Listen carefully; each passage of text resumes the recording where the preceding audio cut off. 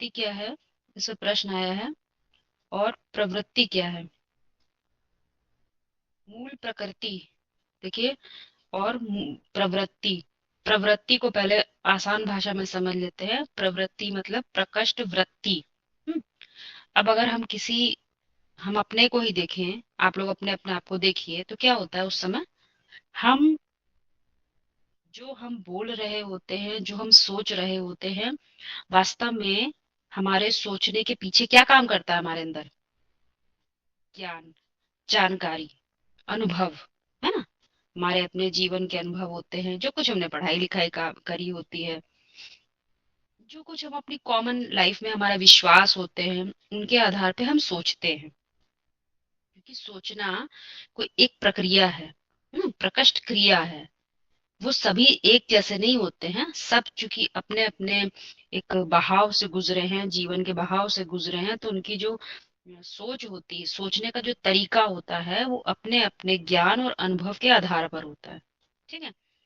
लेकिन अब ध्यान दीजिएगा, जो कुछ भी हमने ज्ञान और अनुभव लिए हैं पुरानी दुनिया से, जब तक हम इस दुनिया में रह रहे थे, समझ रहे थे, तो क्या वो यूनिवर्सल ट्रुथ था? नहीं, है ना। तो यानी कि ये बात समझ में आती है कि कहीं ना कहीं वो असत था। सत्य तो था नहीं, उसमें मिक्सचैरिटी थी, है ना, उसमें देवान की परिभाषाएं थी। उन सब के आधार पर हम सोचते थे। बात समझ ना, उनके आधार पे हम सोच रहे थे, यानी सोचना हमारा किस पे निर्भर कर रहा था? हमारी जानकारी के आधार पर। ठीक है। अब समझिएगा, तो यानी हमारी मन बुद्धि, हम सबकी मन बुद्धि किससे जुड़ी हुई थी? वही ज्ञान और वही अनुभव से। किसकी किसकी जोड़ हो गया? जो जानकारी हमें है, थी, पहले पहले जो जानकारी थी, जो विनाशी जानकारी थी, अविनाशी नहीं कहेंगे, विनाशी, असत्य की परिभाषाएं, दैहिक परिभाषाएं जो थी, उनसे क्या कनेक्टेड था? हमारी मन बुद्धि कनेक्टेड थी। ठीक है। कनेक्टेड थी कि नहीं? बात समझ में आ रही है यहाँ तक सभी को? ठीक। तो क्या हुआ, दोनों को मिलाकर कनेक्टेड क्या बन गई? दोनों को मिला के क्या बन गई? वृत्ति। क्या कहेंगे उसको? वृत्ति, जोड़, है ना। वृत्ति का मूल अर्थ होता है वाइब्रेशन। तो हम उस वाइब्रेशन में रहते हैं। लेकिन वो परिभाषाएं कैसी थी? असत्य परिभाषाएं थी, दैहिक परिभाषाएं थी। उनमें उनसे हमारी बुद्धि कनेक्टेड थी। तो कैसी वाइब्रेशन थी वो? क्या वो सतो प्रधान वाइब्रेशन थी कि तमो प्रधान थी? तमो प्रधान। तमो प्रधान। में अंधकार था। तो वो एक वृत्ति हो गई। लेकिन मुरली में बोला है, शिव जब आते हैं तो क्या करते हैं? प्रकृष्ट वृत्ति बना के जाते हैं, प्रवृत्ति मार्ग की स्थापना करके जाते हैं। बात समझिएगा, प्रकृष्ट वृत्ति ऐसी वृत्ति बना के जाते हैं जो जन्म जन्मांतर समाप्त नहीं होती है। तो अब जो ज्ञान और जानकारी हम लोग को मिल गई, तो वो कौन सी ज्ञान है? वो आध्यात्मिक ज्ञान है। वो यूनिवर्सल नॉलेज है। वो ज्ञान है जो हमेशा बना रहता है, जिसको हम शाश्वत ज्ञान कहते हैं। हमेशा रहता है। अब हमारी बुद्धि किस पे चल रही है, किसके साथ कनेक्टेड है? यूनिवर्सल नॉलेज के साथ, शाश्वत ज्ञान के साथ।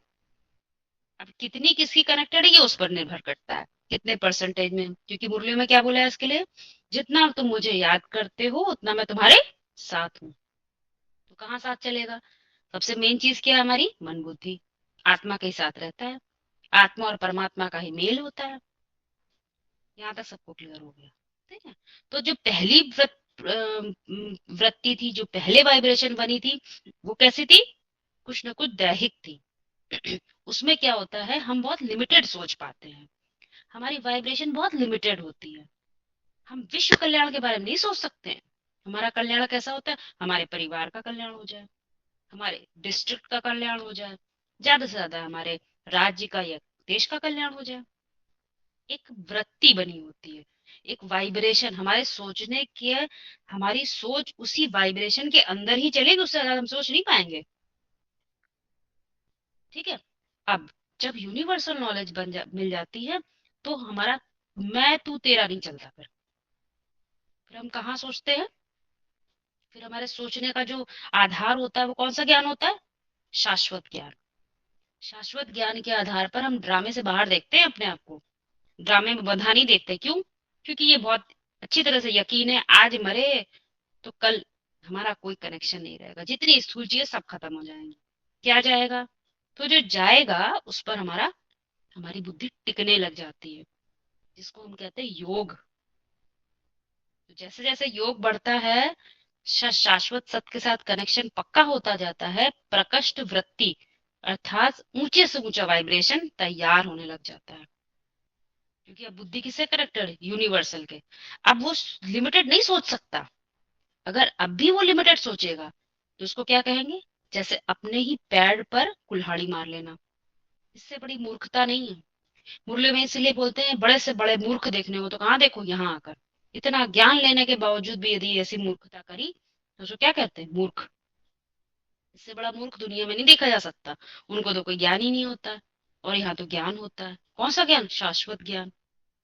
तो वो कौन सा वाइब्रेशन बनता है? प्रकष्ट वृत्ति। अब इसी को मुरलियों के आधार पे समझ लेते हैं। जो दुनिया में वृत्ति बनी हुई थी वो कैसी थी? खंडित थी।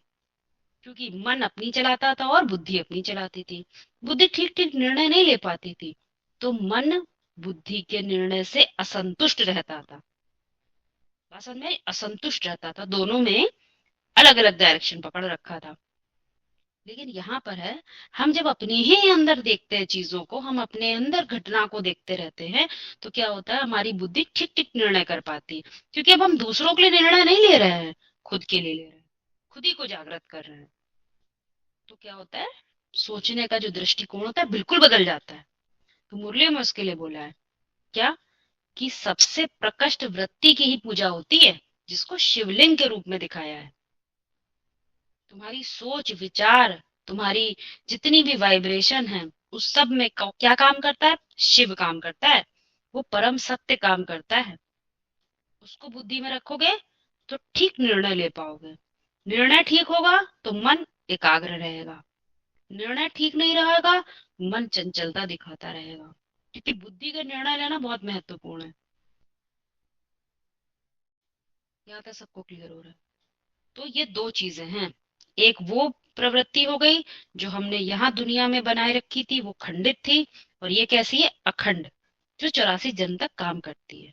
हमको समझ आ रहा है, आप बताते जाइए, हम 15 मिनट बाद से फिर बोलेंगे। अभी थोड़ा सा ठीक। हंसते, नहीं, आपको आप समझ में बोलते आ, जाइए। यही हमारा आ रहा है, आ रहा है, ठीक। क्लियर हो रहा है जी। बस बस चीज है मेन। बाकी किसी को प्रवृत्ति और प्रकृष्ट वृत्ति में और ना समझ में आए तो पूछिए। बहुत अच्छा क्वेश्चन है ये।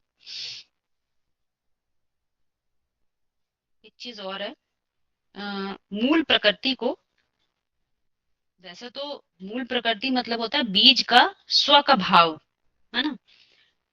परंतु आम भाषा में, आज की दुनिया में आम भाषा में हमने क्या पकड़ लिया? उसको हमारा स्वभाव। समझिएगा, हमारा स्वभाव। परंतु हमने अपने हम को, जो हम हैं, उसको ठीक ठीक परिभाषित नहीं कर रखा है अभी। क्योंकि हम कौन है, यही मुख्य प्रश्न है। पहले हमें ये पता चल जाए कि मैं कौन हूँ, कौन सा चीज का बीज हूँ। दुनिया में कोई प्रकाश दे पाया हूँ कि अंधकार ही रखा है मैंने? कोई तो प्रकाश, अरे बीज होगा, कुछ तो पैदा किया होगा उसने, तो ही वो बाप है, नहीं तो किस बात का बाप?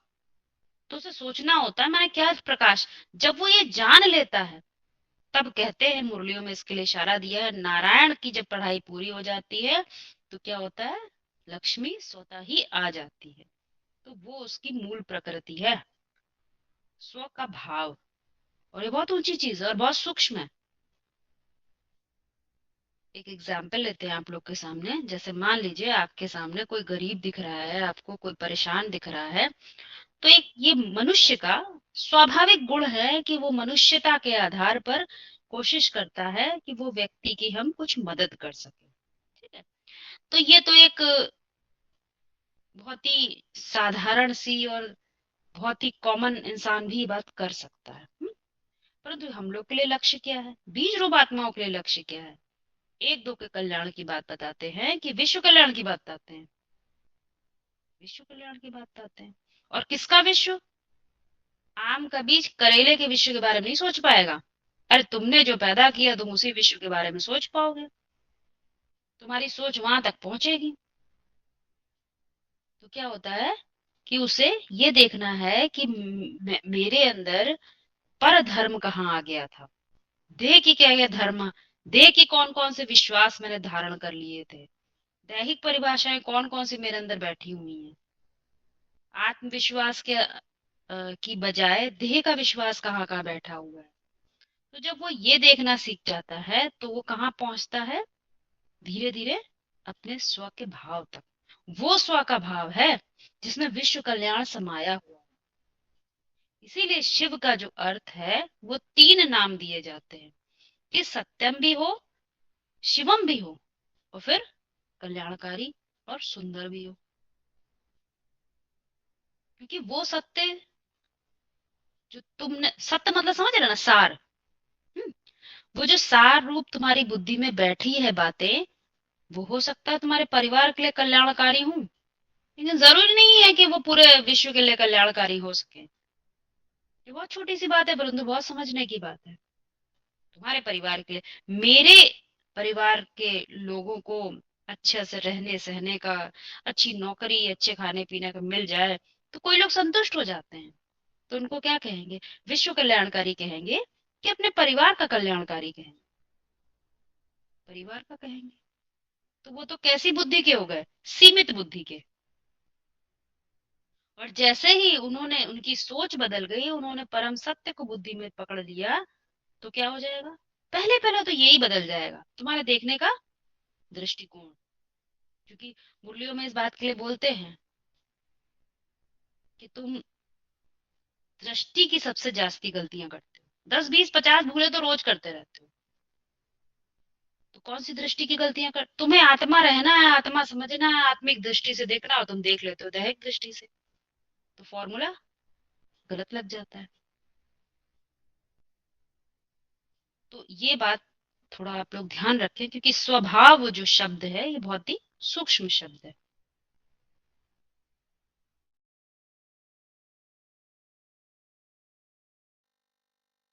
अच्छा, स्वभाव और स्वधर्म, इन दोनों में क्या डिफरेंस है फिर?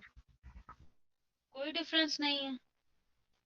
स्व का नहीं, भाव, स्व का जैसे भाव, अधर्म। तो मुरलियों में इसके लिए इशारा देते हैं कि आत्मा का स्वधर्म होता है। आत्मा का स्वधर्म क्या बता दिया, शांति। स्व का धर्म, ठीक है, वो शांति है। लेकिन क्या सभी के लिए शांति की परिभाषा एक ही जैसी रहती है, या शांति सभी को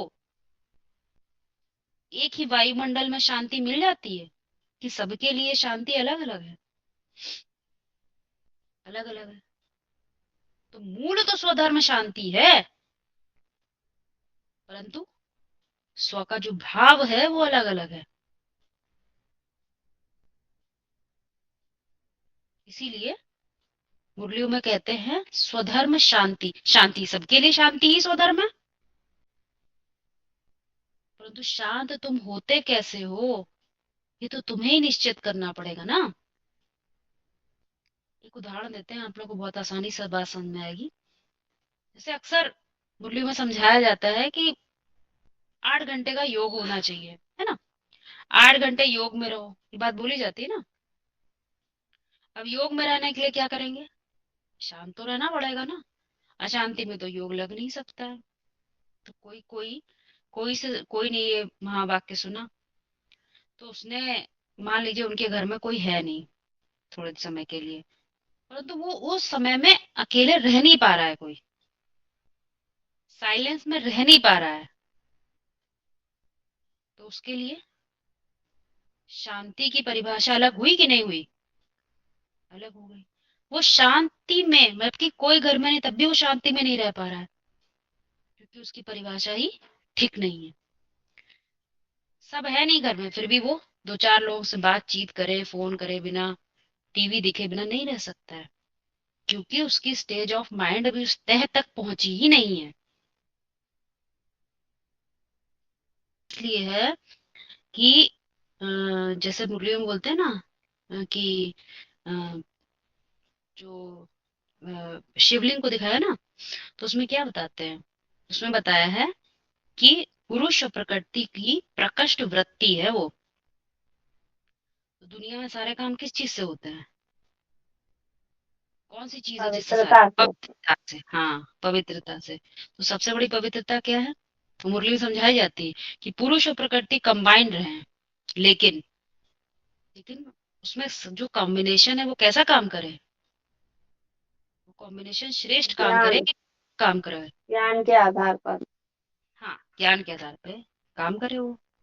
तो कौन सी वाइब्रेशन तैयार रहती है? पावरफुल बनेगी वो वाइब्रेशन। वाइब्रेशन रहती है, वो रहती ही पावरफुल है। तो मेन चीज तो यही है ना, नीचे वाला जो आम भाषा में जो स्वभाव बोला जाता है उसको मत लीजिएगा, अर्थ का अनर्थ हो जाएगा। पहले स्व पे पूछ पहुंचेंगे, पहले नारायण, फिर भाव, प्रकृति, लक्ष्मी, वेदांती। बहुत सारे इसके एग्जाम्पल दे सकते हैं पहले, लेकिन आप लोग इसको शब्दों में समझिए, फिर और एग्जाम्पल देते हैं। जैसे एक और एग्जाम्पल मुरलियों में बताया जाता है, घर की धरनी अगर अच्छी हो तो क्या घर, नरक और स्वर्ग डिफाइन किया गया है ना? तो वो क्यों बोला जाता है? चार दीवारी को तो घर नहीं कहते। पुरुष जिसमें जिस जिस धरनी में आराम महसूस करता है वही तो लक्ष्मी है। लेकिन पहले नारायण तो होगा, नारायण नहीं होगा तो धरनी भी वैसी नहीं होगी। पहले क्या चाहिए? नारायण। पहले ज्ञान इतना ज्यादा हो, उसकी पराकाष्ठा हो, तो प्रकृति उसी के अकॉर्डिंग, जैसे बोला ना, प्रकृति उसकी दासी होके काम करती है, उसके अनुसार काम करती है। तो वाइब्रेशन कैसी हो गई? सेट, बिल्कुल। आपको इसीलिए मुरली में समझाया जाता है कि सत्युग त्रेता में वाइब्रेशन जो बनी होती है, इसलिए जो प्रकृति होती है वो दासी होती है, कहना करना वाली बातें नहीं होती है। वो वैसे ही ऑटोमेटिक काम करेगी। आपके संपर्क में, संबंध में वैसी आत्माएं जन्म लेंगी स्वाभाविक रूप से। कोई माला नहीं करनी पड़ेगी, मंदिर मस्जिद नहीं जाना पड़ेगा। एक एग्जाम्पल और देते हैं आप लोगों को। जैसे बीज है, परिष्कृत बीज है, धरनी अच्छी है, जब डालेंगे तो क्या उसको उसमें वो यूरिया आदि डालना पड़ेगा? नहीं डालना पड़ेगा, क्योंकि उसको पता है बीज परिष्कृत है और धरनी भी ठीक ठीक है। तो ऑटोमेटिक फसल कैसी निकलेगी? अच्छी से अच्छी निकलेगी। हर जगह एग्जाम्पल लगा के देखिए, आप लोगों को सब उत्तर मिलेंगे, दिखाई देने लगेगा हर चीज। मूल प्रकृति को फिर से बताएं। अभी जो बताया कुछ कुछ क्लियर हुआ आपको? हाँ, उसमें क्लियर हुआ है मूल प्रकृति को थोड़ा और। जैसे अभी जो भाव की बात आई ना, प्रकृति में भाव होता है, और हम्म, तो ये प्रकृति से रिलेटेड है। तो मूल प्रकृति में भाव है या आत्मा के अंदर भाव है? दोनों में डिफरेंस क्या है? मूल प्रकृति और आत्मा के बीच की रिलेशन क्या कहेंगे? इसको थोड़ा एक्सप्लेन कर दीजिए। देखिए, आत्मा का अर्थ हम लोगों ने समझ लिया है, मन और बुद्धि होती है। और सबसे उच्चतम शिखर पर यदि आत्मा है, मन और बुद्धि है, तो मन मन किस रूप में होगा? बुद्धि से। बुद्धि में एक तरह से बिल्कुल उसके एकाग्र रहेगा, उसके अकॉर्डिंग चलने वाला मन होगा। तो ये पुरुष की अवस्था हो गई। अब प्रकृति हमेशा ही पुरुष के अनुसार चलती है। पुरुष यदि ऊंची स्थिति में तो प्रकृति भी ऊंची, और पुरुष नीची अवस्था में तो प्रकृति भी नीची। ये बात समझ में आ गई हम लोगों को? तो अब जब हम मूल प्रकृति की बात कर रहे हैं तो देखिए, हमेशा ध्यान रखिए हम अभी कौन सी सीढ़ी पे खड़े हैं। हम लोग अभी पढ़ रहे हैं, अभी हम जान नहीं पा रहे हैं हमारी मूल प्रकृति क्या है। अभी मूल प्रकृति आई नहीं है। मूल प्रकृति के आने की बात कही जाती है हमेशा, वो आती है। तो आती है मतलब, और किसका चुनाव करती है, किसको वर्ण करती है? तो बताया गया है नारायण को वर्ण करती है। समझिएगा बात को, नारायण को वर्ण करती है। यानी कि वो ही नारायण नहीं चुनता उसको, लेकिन चूंकि नारायण ही इतना ऊंचा हो जाता है कि लक्ष्मी उसको चुन लेती है। क्योंकि पुरुष को प्रकृति के पीछे जाने की आवश्यकता नहीं होती है। श्रेष्ठ बात क्या होती है? प्रकृति पुरुष का वर्ण कर ले। तो पुरुष ऊंचा होगा तो वो ऐसी प्रकृति तो हो ही नहीं सकती उसकी। कैसी प्रकृति होगी? तो मुरलियों में इशारा दिया है कि वो प्रवृत्ति का नाम क्या बता दे? लक्ष्मी। और क्या नाम दे दिया? वेदांती। और क्या नाम दिया है? परा प्रकृति। तो वैसी प्रकृति होगी, तो वो प्रकृति होगी तो कुछ काम भी तो करेगी। तो उसका काम क्या बताया है? ज्ञान बांटने का काम बताया है। एक प्रकृति है जो ज्ञान को ढोती है, उसका बोझ ढोती है, और दूसरी है वो बांटती है। तो दोनों में क्या अंतर हुआ? एक प्रकृति होगी, मूल प्रकृति होगी उसकी, तो क्या होगी? जरूर विश्व कल्याणकारी होगी। इसीलिए मुरलियों में उसको माँ भी कह देते हैं। भारतवासियों की माँ है भारत। भारत शब्द पे ध्यान दीजिएगा। भारत का अर्थ क्या है? श्रेष्ठ सत्य को, परम सत्य को बाहर की तरफ डिस्क्लोज करने में, उसको अ, रोशनी लाने में रत रहने वाला जो पाठधारी होगा, तो उसकी प्रकृति कैसी होगी? एक दो के कल्याण की वो रखती होगी, कि सबके कल्याण की बात करती होगी।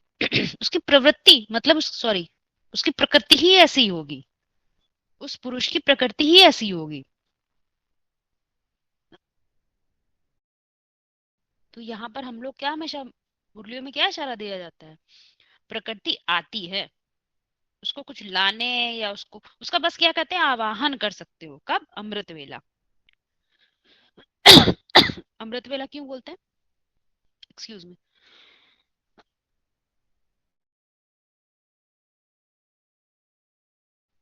अमृत वेला क्यों बोलते हैं? क्योंकि आप लोगों ने शास्त्रों में भी कहानी पढ़ी है कि जब विचार सागर मंथन होता है, तो उसमें क्या होता है? पहले तो हलाहल विष निकलता है, और फिर आखिरी में कौन निकलती है? अंत में निकलती है। जब तुमने सारा ही मंथन कर लिया, सारे ही रतन निकाल लिए, तो आखिरी में कौन निकलेगी? नाम दे दिया वेदांती। विद माना जानकारी। कौन सी जानकारी? किसी व्यक्ति की जानकारी नहीं, अपौरुषेय ज्ञान। उसको तुमने मर्म पकड़ लिया, अंत पकड़ लिया, उसका तंत पकड़ लिया, तो क्या हो गए? उसको जानने वाले को क्या कह देते हैं? वो इसकी मूल प्रकृति है।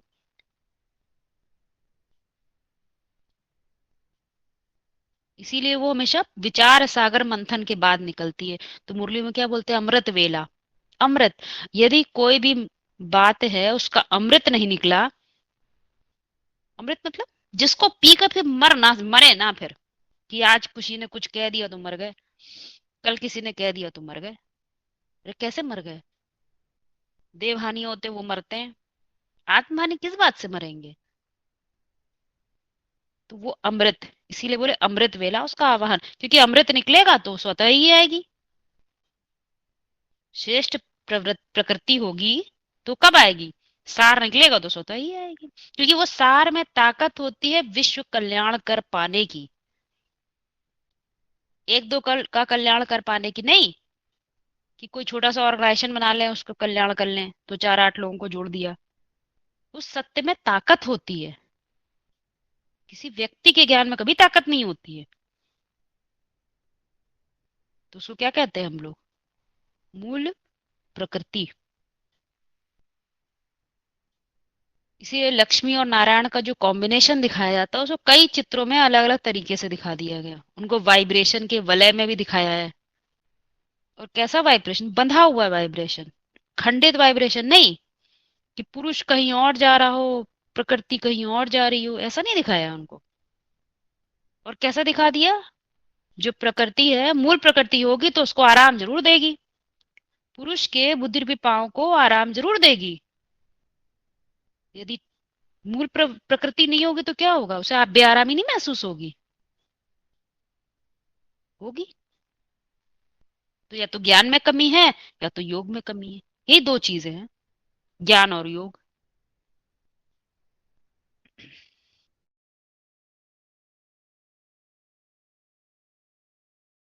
जो प्रकृति है तो वो कोई अलग से तो कोई वैसी चीज नहीं है, मतलब हमने बुद्धि के स्तर पे जैसे ज्ञान को समझा है तो उसके आधार पे जो हमारे अंदर जो एक संस्कार पक्का हो जाता है, एक्यूरेसी बन जाती है, तो वही तो भाव, प्रकृति है। संस्कार नहीं, मूल भाव। हाँ, मूल भाव ले ले तो संस्कार क्यों नहीं कहेंगे उसको फिर। और इसमें संस्कार मुरली में क्या समझाया गया है? जो कुछ हम रिपीटेडली करते हैं बार बार वही संस्कार पड़ जाते हैं। तो हाँ, संस्कार तो छूटे जा सकते हैं लेकिन मूल भाव वही नहीं बदल। मतलब यहाँ पे अभी हम जैसे इस ज्ञान को समझने का एक प्रोसेस चला रहे हैं, ज्ञान को समझने का, उसका चिंतन मंथन करने का, तो ये हमारा स्वभाव ही तो पक्का हो रहा है ना बुद्धि में। नहीं, स्व का भाव अभी डेवलप ही कहाँ हो, ये तो संस्कार है। आप बोलते हैं हमारा, हम ये कर रहे हैं, मेरी आत्मा, मेरी प्रकृति। तो हमेशा ये चीज हम लोगों को ध्यान रखनी है। हो सकता है आप लोग ये ध्यान रखते हो, हम सिर्फ आप लोग को एक बार फिर से रिमाइंड करवा रहे हैं कि जब हम कहते हैं मेरी आत्मा या मेरी पुरुष और प्रकृति जब भी बोलते हैं, तो एक चीज हमेशा ध्यान रखें, जिस स्तर पर, जिस स्टेट ऑफ माइंड में, जिस स्थिति में हम हैं, वही पुरुष है, फिर हम उससे अलग नहीं है। ये चीज सदैव आप लोग पक्का करके रखें। इससे दो चीजें ना देखा करें आप लोग। जैसे अभी शब्दों में थोड़ा आ रहा था तो उसको मैंने आपको बताया। और जब हम कहते हैं मेरी प्रकृति तो मेरी प्रकृति जब हमने कह दिया तो इसका मतलब अभी हम अपरा प्रकृति को डिफाइन कर रहे हैं, क्योंकि परा प्रकृति को परिभाषित किया ही नहीं जा सकता। उसका आप लोगों को एक हम उपनिषदों से उदाहरण देंगे, बहुत अच्छे समझ में आ जाएगी बात। दो तरह के, दो तरह का ज्ञान बताया गया उपनिषदों में। एक होता है, एक को बोलते हैं अपरा विद्या और एक को बोलते हैं परा विद्या। तो अपरा विद्या को जब ऋषि डिफाइन करते हैं तो उसमें कहते हैं जितना कुछ भी दुनिया में है, जितने भी विषय हैं, सब किताबें, वेद, शास्त्र जितने भी दुनिया के हैं, सब पढ़ डालो, पर वो क्या है, वो कौन सी विद्या रहेगी? वो अपरा विद्या रहेगी। और जब उन सब के तंत्र में तुम जीने लग जाते हो, जिसमें जिसमें तुम्हारे अपना नॉलेज समाई हुई है, कुछ जानना नहीं है, जिसको हम कहते हैं वेदांत, हम्म, उसके तंत्र तक, तो उस विद्या का नाम दिया गया है परा विद्या। वो कोई किताब में नहीं मिलेगी, वो कोई मुरली में नहीं मिलेगी, किसी पुराण शास्त्र में नहीं मिलेगी। वो ज्ञान जो तुम्हारा अपना ज्ञान होगा, जो पुरुष का अपना ज्ञान हो जाता है, जो तुमने अपना जान लिया है, वो तुम्हारा अपना जैसे कि विद्या हो गई, उसको कहते हैं पराविद्या। तो ये दो विद्याओं के बारे में बताया गया है। ठीक है, इसीलिए मुरलियों में हमेशा बात बोलते हैं कि अमृत वेला उठकर, ये नहीं बोला कि मुरली मुरली पढ़ो, अमृत वेला उठकर तुम किसका आवाहन कर सकते हो? लक्ष्मी का आवाहन करा जा सकता है। क्योंकि जैसे जैसे जिस प्रकार का तुम्हारा मंथन चलता है, जिस डायरेक्शन में चलता है, जैसा अमृत तुम निकालते हो, तो वैसे ही प्रकृति का आवाहन कर रहे हो। वो ऑटोमेटिक हो रहा है, दोनों कनेक्टेड है। मथते हैं तो जैसे तुम्हारी मथानी चल रही है, जैसे जैसे तुम्हारी मथानी तेज चल रही, धीमी चल रही, वैसे वैसे मक्खन निकलेगा। प्रोसेस सभी वो चलाते हैं मथानी, लेकिन मक्खन में टेस्ट में भी अलग अलग हो जाता है, क्योंकि ज्ञान दूध भी अलग अलग होता है। तो ये बात समझ में आ गई पहले तो, मोटी बात है ना। अब दूसरी एक बात और आती है कि जैसे कि आपने बोला कि बाहर की दुनिया में और अंदर की दुनिया में, बाहर की दुनिया में तो फीमेल और मेल की दोनों की आवश्यकता पड़ती है सृष्टि को बढ़ाने के लिए, है ना। अब एक होता है सृष्टि को बढ़ाना, और एक होता है बढ़ाने से पहले ये तय कर लेना कि मुझे कैसी सृष्टि चाहिए। बस समझ रहे ना। एक एग्जाम्पल ले रहे हैं, दुनिया में कोई वकील बनता है, कोई डॉक्टर, बहुत मोटा मोटा एग्जाम्पल है, डॉक्टर बनते हैं, तो जो मेल होता है वो पढ़ाई करके कोई ऊंचा पद मान मर्तबा लेता है, उसके अनुसार उसकी प्रकृति उसे मिल जाती है, उसी के अकॉर्डिंग मिलेगी। अब यहाँ हमें समझना है, यहाँ पर केवल केवल नॉलेज से नहीं काम चलता है। यहाँ जो शंकर का व्यक्तित्व, उसको क्या बताया है? ज्ञान के साथ साथ क्या चाहिए? योग। योग क्यों चाहिए होता है? क्योंकि योग को बताया है अग्नि के समान, बताया है अग्नि के समान। अग्नि में जो कुछ भी डाल दो जल जाता है, और ऊपर क्या जाता है उसका? तंत, जिसमें कोई चीज स्थूल नहीं रह जाता है, सब चीज सूक्ष्म हो जाता है, सूक्ष्म से सूक्ष्म हो जाता है, कोई भी स्थूल कण ऊपर जा ही नहीं पाता है। तो यहाँ पर योग से, जो तुम्हारी बुद्धि का योग है, जो तुम जैसा मंथन कर रहे हो, जैसे अपने लिए विचार सब कुछ बना रहे हो, यानी तुम्हारी बुद्धि कहीं ना कहीं कनेक्टेड है, कहीं तो लगी है दिल। तो वो जैसे जैसे लगी हुई है, वैसे वैसे तुम समझो ज्ञान, ज्ञान के आधार पर योग तुम्हारा जुट रहा है। बस समझे ना, कनेक्टेड है दो सब चीजें आपस में, ज्ञान और योग।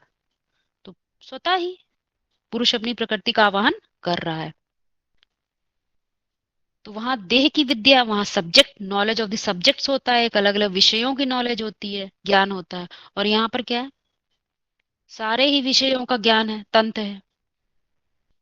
क्योंकि बाहर जो विषय है वो तो समाप्त हो जाएंगे, लेकिन ये तंत्र नहीं समाप्त होगा। जितना जितना अभी तो क्या है ना, अभी तो आप लोगों ने मुरलियों के ही तंत्र निकाले हैं। उन तंत्र को जब आप अपने लिए जोड़ने लग जाएंगे, तब आप लोगों को अपने लिए भी वो बात समझ में आने लग जाएगी, मैं किस चीज का बीज हूँ, मैं कुछ कर सकता हूँ नहीं कर सकता हूँ। तब तब विशेष खुदाई होती है, तब शिवलिंग मिलता है।